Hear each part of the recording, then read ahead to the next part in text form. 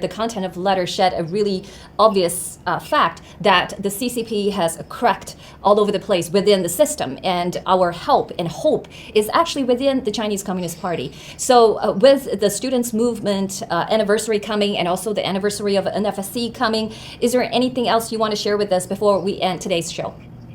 Yeah, I think it's very important to understand that I've never seen on two levels the CCP is more than ever trying to establish footholds throughout the world, in Europe, in Latin America, in the Middle East. They're on basically a crusade to make sure they've got their claws in everywhere.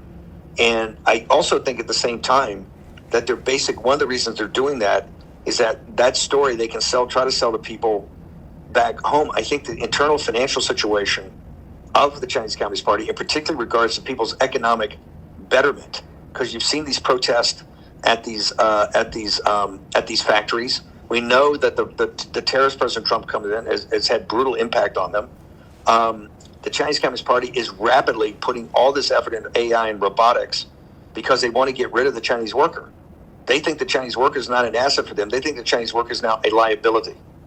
This is a major acknowledgement because the Chinese people realize that. They realize, why are we spending so much time on artificial intelligence? Why are we spending so much on robotics when we have so many people here who could work and, quite frankly, are not working at the level they could and not generating the incomes they can?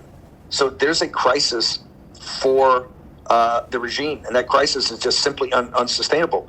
This also gets back to, look, as many financial problems we have, because we're the world's prime reserve currency, we can kind of get by with it. It comes at a burden, but we can get by with it. The Chinese Communist Party is absolutely dedicated to this BRICS movement, and particularly the Rio Reset, where they're desperately trying to get either the petrodollar or something away from the American dollar and get the yuan actually more accepted, which is very difficult because people don't want it. The Chinese people don't even want to hold it. They want to hold gold, crypto, or US dollars.